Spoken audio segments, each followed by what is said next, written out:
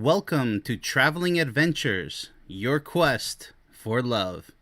This show is for all of the single people out there struggling to find that special someone to hopefully spend the rest of their lives with.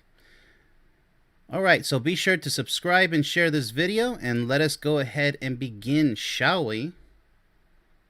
We are talking about the country, the beautiful country of Mexico. But we're going to be discussing good Mexican men. There are great Mexican men out there. For all you ladies out there looking for a great man and are struggling to find one in today's more often than not toxic world of abusive and yada yada men out there who don't really deserve to be called men. So consider giving Mexico an opportunity. You might be surprised. There's a lot to go over. The good and the bad. For Mexican men, yes, every person, pretty much every country has their set of good and bad people. This is pretty obvious. That goes without saying, so let's go ahead and begin, shall we?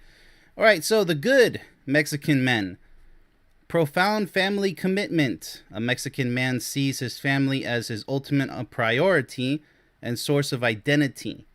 He is deeply dedicated to the well-being, security, and unity of his wife and children, striving to be a reliable pillar for them.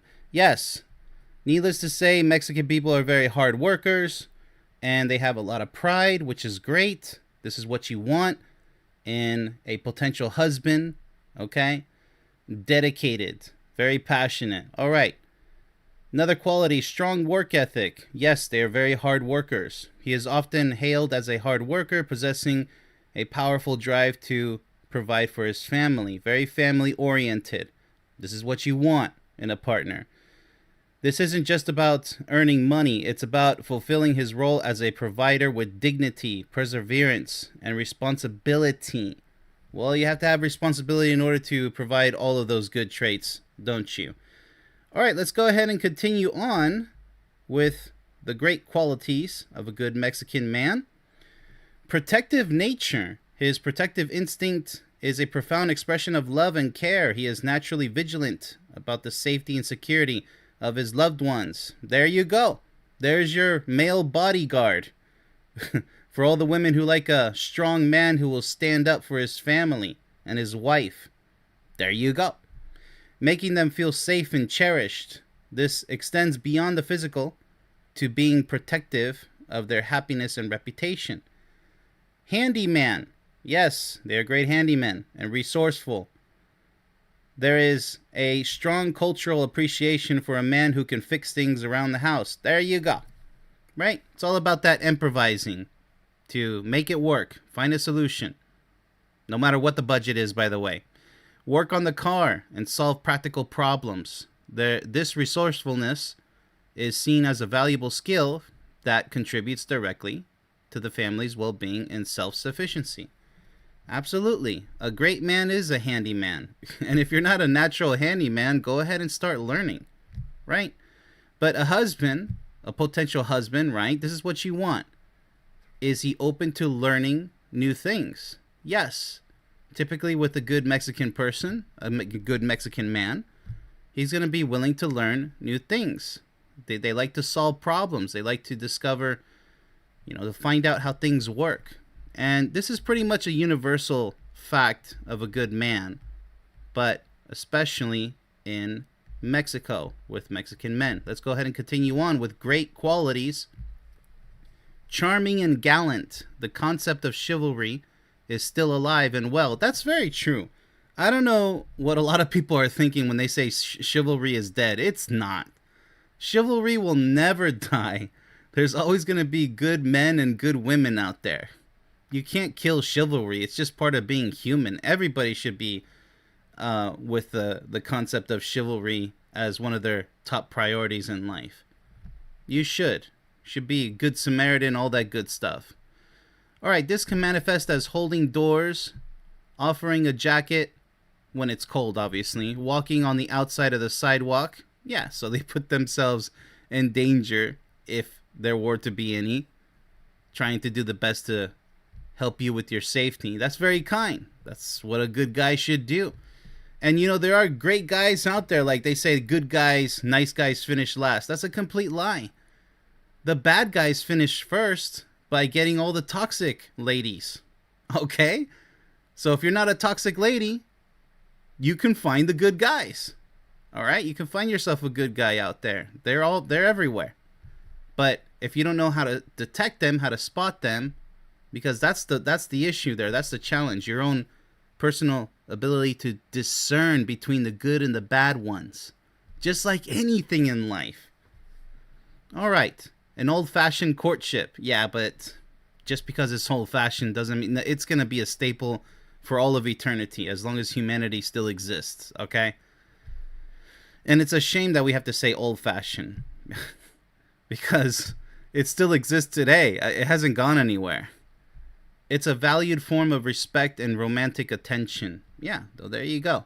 Very passionate, very romantic, passionate and expressive. He often loves, argues. Okay, sometimes arguments can be productive. You have to see his side of things, but as long as it's not nasty, it's not disrespectful, he just probably has a lot of pride, it's okay. A lot of people see arguments as bad. It could be good, you know, especially when you kiss and make up, but as long as it's not too offensive, right? We got to keep it clean. A sort of debate is a better word for arguments. And lives with intensity. That's what I mean, intensity. This passion translates into a romantic, expressive, and full-hearted approach. Yeah, you don't want some lifeless guy by your side for your entire life, okay? You want somebody who's passionate, who knows how to open his mouth and actually speak about his feelings and his thoughts. You don't want some guy who's just some drone next to you, some robot who's lifeless. There's so much of that, which we will go over in this show. All right, so that's his approach to relationships. He is not typically emotionally distant, that's what I meant, and can make his partner feel deeply desired and loved. So, women out there, what are you waiting for? Hop on a plane and head over to Mexico. Do your homework first. Do your research. Decide which city you want to go to. Because it'll be an extremely large show if I fill in all the blanks for you. So help me help you. Let's go ahead and move on because there's so much more positive traits to a good Mexican man. Generous to a fault. His generosity is a point of pride. Lots of pride. Whether with his time, his resources, or his affection, he often gives freely to those he cares about. He will insist on paying for a meal. Yeah, that's very true. And go to great lengths to help a friend or family member in need. Yeah, and don't refuse when he offers to pay for something because it is a matter of pride. It's a guy thing. It's a good guy thing, all right? It makes us feel a sense of power in a good way. Like, hey, I have pride in protecting you and serving you and making your life that much easier. Don't worry, carefree, right? I got this. Women do it too. But just be aware, in Mexico, it exists, so that's a big plus. Excellent sense of humor, the ability to laugh, tell jokes, and find joy even in difficult times is a highly prized trait. Yes, and they have that as well. It's not just limited to one or two countries, all right, people? Everybody has different senses of humor, different jokes, as long as it's in good taste, I will say that. A Mexican man with a good sense of humor can create a joyful and resilient household using laughter as a tool to overcome challenges. Yes, so when the going gets tough, you gotta laugh it off, you know? Look at the brighter side of life. Not everything is doom and gloom. All right, more good traits. My goodness, as if we're not done with it. Deep cultural and traditional roots. His connection to traditions, whether it's a specific recipe, a holiday celebration. Yeah, so very traditional. I like that. A love for his local football team, that's soccer for you Americans out there, or music, provides a strong sense of identity, stability, and cultural richness that he shares with his partner and children. How about that? Sounds like the perfect dad to me, the perfect husband already. A celebratory spirit, all right, when balanced. His love for social gatherings and celebrations means he knows how to enjoy life. He can be the life of the party and create a home filled with music, fun, and memorable gatherings with loved ones. Yeah, so Mexican women do the same thing, but it's great to know that the men get in on the celebrations as well, being very great spirited. Lots of happy spirits out there. That's really nice. All right, so the last couple of good traits of Mexican men, the good ones. Hands-on and playful father. Modern Mexican fathers are increasingly involved, and yes, that's so important. It's very important. You can't just pay the bills and say, okay, when you're 18, get out of the house. No, they're very loving and caring for their children, and they take good care of them. They teach them a lot of wise lessons as well. They're not just there to be the guy who just comes home after work and plops himself on the sofa and says, hey, where's my sports? Where's my dinner? That's not a real man. Got it? Get it? Good. Okay. So so there's a beautiful cultural expectation for men to be affectionate, playful, and deeply loving with their children. A man who is a good father is universally respected. Absolutely, everybody knows this. However, many people settle for mediocre or poor fathers out there and husbands. It's a crying shame. Loyal and committed. When he truly commits, his loyalty to his partner and family is fierce. All right, that's that red hot passion, okay? He sees the relationship as a sacred bond. It is very sacred. It's very personal. And will stand by his partner through thick and thin, always defending and supporting her. Yeah, and no matter the odds, a lot of Mexican men, they feel like they're underdogs, but they don't care. They'll stand up when necessary and defend themselves and reach for that goal. And they're very stubborn. They will eventually get that goal. So it is a matter of pride, but it's a pride in themselves and their family. All right, so let's go ahead and move on to the inevitable, because it exists all across the world, the bad Mexican men. And boy, do we have quite a bit to be aware of if you visit Mexico. Don't go dating just anybody if you go there, please. Use your head. It doesn't work like that. Just get to know the country. Talk with the locals. Got it? All right. So for the women out there, be very careful, because with that fire could turn into an out-of-control fire. Sort of like a raging wildfire out of control. So let's go ahead and see what we have here. The traditional macho man. Oh boy, this one's a big one. This is the most significant and pervasive archetype to be aware of. Absolutely. It underpins many other negative behaviors. He believes in very rigid traditional gender roles. Well, in a bad way. He may expect you to handle all cooking, cleaning. This is the worst. And childcare without help, while he is the sole decision maker.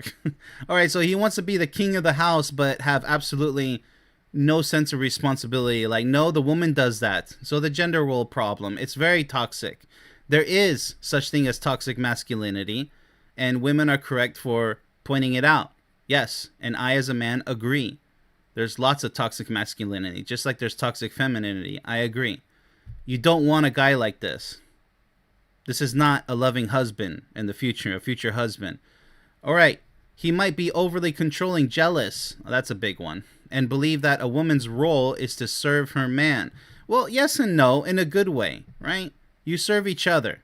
It's servitude. It's mutual servitude. There's nothing wrong with that. But when it's only one-sided, well, obviously that's toxic, right? That's abusive. A relationship with a macho man can feel more like an ownership than a partnership. Absolutely. You do not want to be treated like an object, like a maid.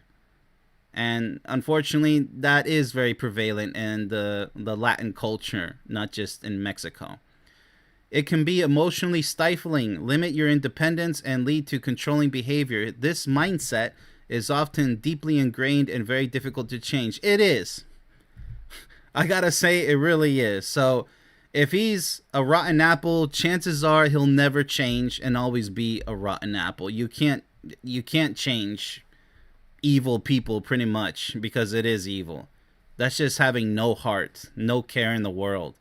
The complete opposite of what you want. All right, so the deadbeat dad in a culture that idolizes family. This is really bad.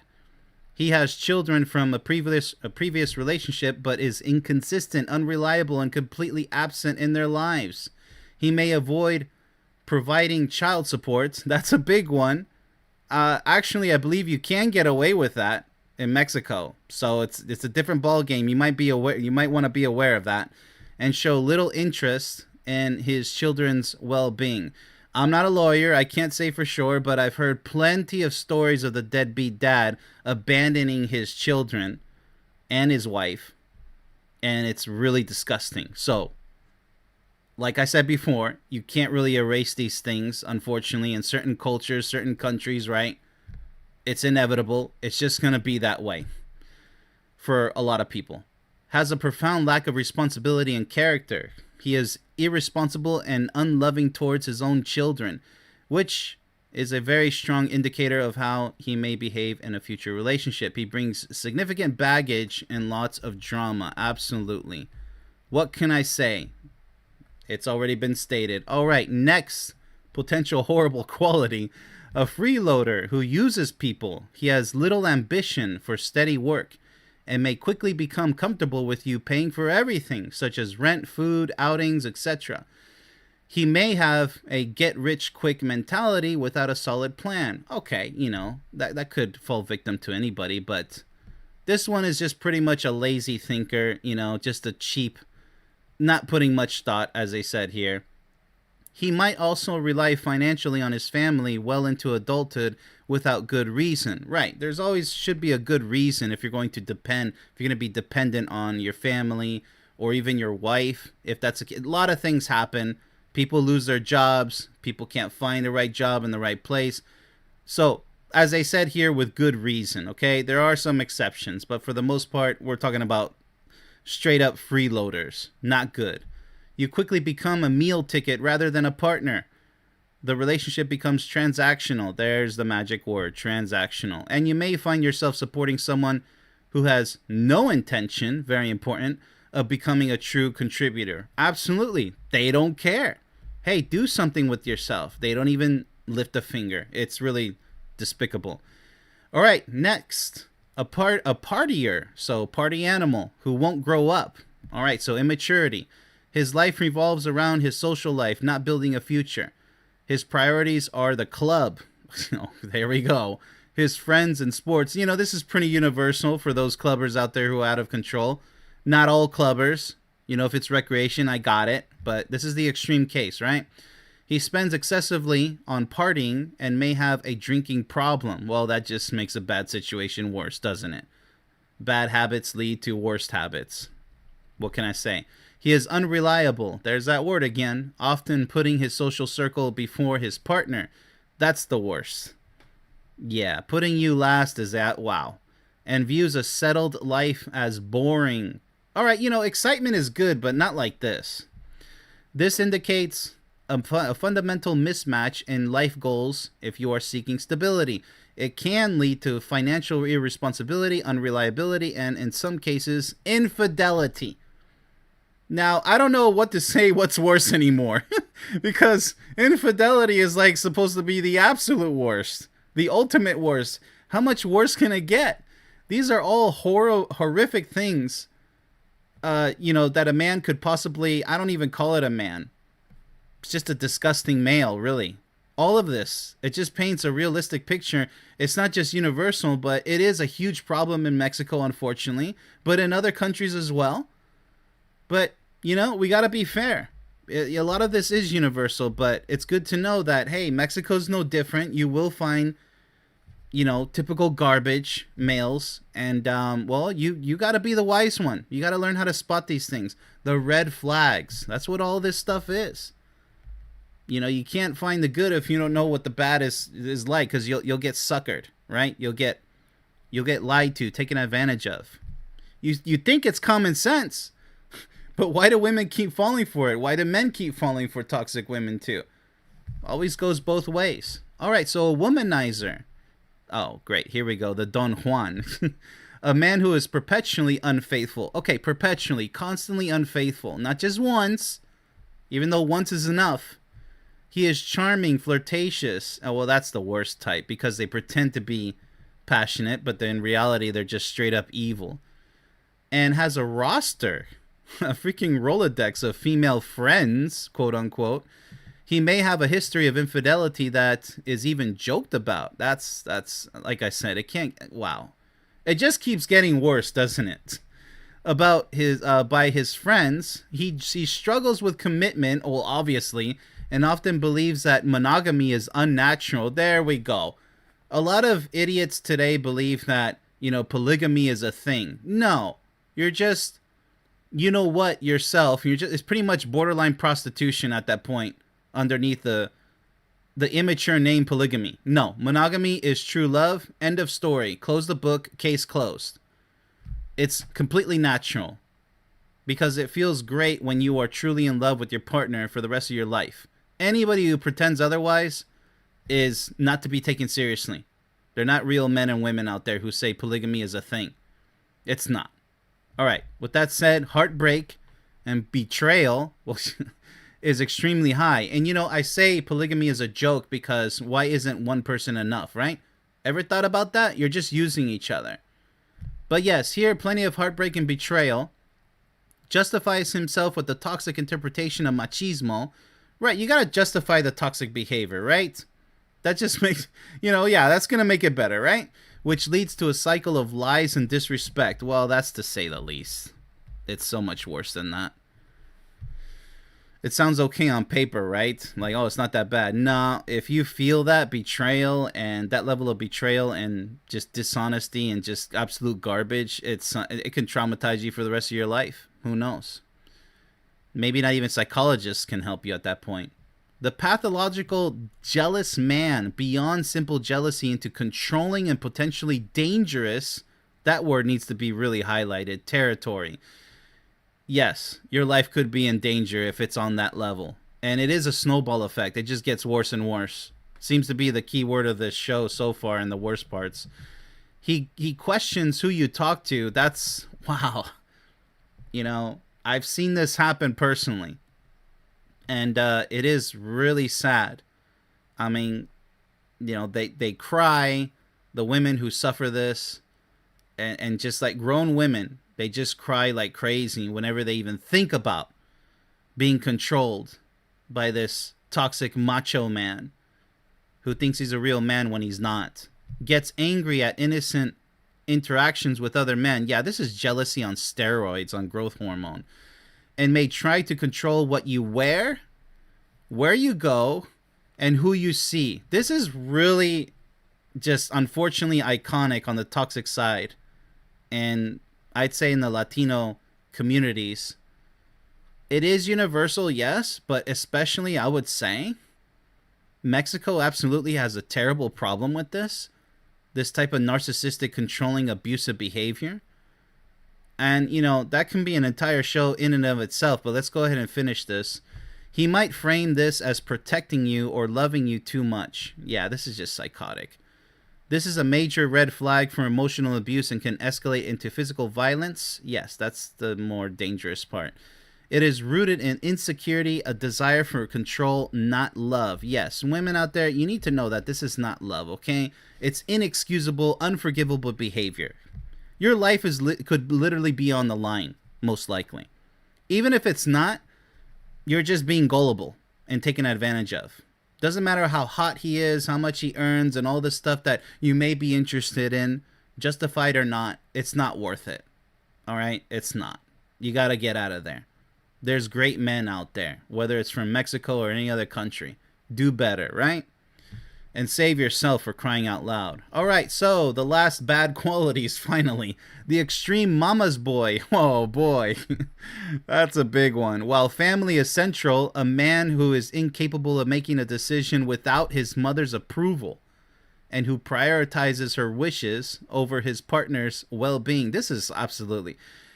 Wow, you should be able to spot this huge red flag. And if you don't, it's okay to love your mother and your family and to pay them respects, listen to them, their good advice. But a mama's boy, you don't have a mind of your own, okay? I'm not saying become independent and estrange your family. That's toxic behavior. Unless your family is toxic and abusive. Well, you need to estrange them because there's no other option. It's your mental and emotional and life health for your entire life, or they continue to take advantage of you. So a mama's boy is just no mind of their own. They'll support a toxic mother as well. They don't care, and they'll betray their siblings, yada yada, without shame. It's really deep, this whole mama's boy thing. It's not that simple. It's very complex. It's very despicable, actually. It has a lot of dangerous and a lot of cowardice involved as well, and a lot of fear. So they're just being controlled also. A lot of mama's boys are being controlled by their moms. And it's like a fear, or it's a victim of their mom's abuse. I mean, it's a long list of possibilities with the mama's boy case. All right, so creating a difficult dynamic, his mother may remain the primary woman in his life. Yeah, that's just, it's okay to always hold your mom as the number one woman. It sounds cute, right? But by golly, your wife should be your number one priority, okay? End of story, okay? Your mom could be the greatest mom ever. That's great. Nobody can take that place, just like nobody can take the place of your wife, okay? So, women out there, you got to be very careful the way you identify a mama's boy. This is somebody who just can't live without their mom, okay? Once again, it's great to respect your mother, okay? So if he respects his mom and, speaks of her highly because she deserves it, very key point there, that's okay. But it can't be unbalanced. It can't be too much. Well, let me talk to my mom first. Like, what are you talking about? Is this a relationship or not? You can consult your mom on certain things, but if his mom is constantly being involved in your guys' pictures all the time, 24/7, that's a mama's boy extremist, okay? Stay far away, okay? You gotta have maturity here and wisdom on your own. He's quick-tempered. A man who is easily angered, holds grudges, or gets into fights combined with machismo. It's a volatile mix. Yeah, it absolutely is. There's lots of mixes you can mess around with these categories here. He plays a victim, blaming everyone else for his problems. His ex, his boss, the government. Oh, it can be anything. And takes no personal responsibility for his life. All right, so what a laundry list of both good and bad. Thankfully, there was just as much good, because it doesn't get any better than that. Yes, it's going to be very challenging for women to find. This is my final verdict. It's easier to find, in my humble opinion, a fantastic Mexican woman than it is to find a fantastic Mexican man. Mexican men out there, don't feel disrespected. You know how it is. Are you a good Mexican man? Do you feel you represent your country with the loving, passionate, wise attitude that a real man, no matter where he comes from, should have? If you answer yes to that, and not hypocritically or sarcastically, or trying to play some type of mental game, mental gymnastics, Yeah, think about that. Women, you are going to have it tough, but I still recommend Mexico, because if you do find that rose in the desert, so to speak, hey, you're going to be the happiest woman ever. But just know it's going to be very challenging. It's an option for you women out there. If you are a good woman, by the way, key point, well, you shouldn't have much difficulty identifying a great Mexican man out there. I'm not saying that most of the country, 99%, is all toxic machos. No, but it's definitely over. I don't know. I can't say a percentage. I don't want to offend anybody, but in my experience, from everything I've ever heard in my life, it is very toxic over there with the Mexican men, okay? It's a cultural thing, unfortunately, not on the good side, on the bad side. Just like the United States has plenty of problems with toxic men and toxic women, got it?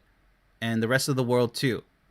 I just happen to notice that it's especially challenging when you go to Mexico, or with Mexican men in general. It's especially challenging for a good woman to find a good Mexican man.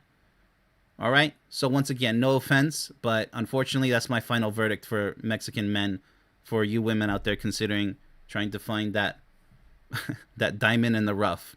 All right, so with that said, thanks everyone for watching, and be sure to like, comment, and subscribe, and share this video with everybody you know so we can help people out there. Also, be sure to sign up for your free membership on my website. Much love, everybody.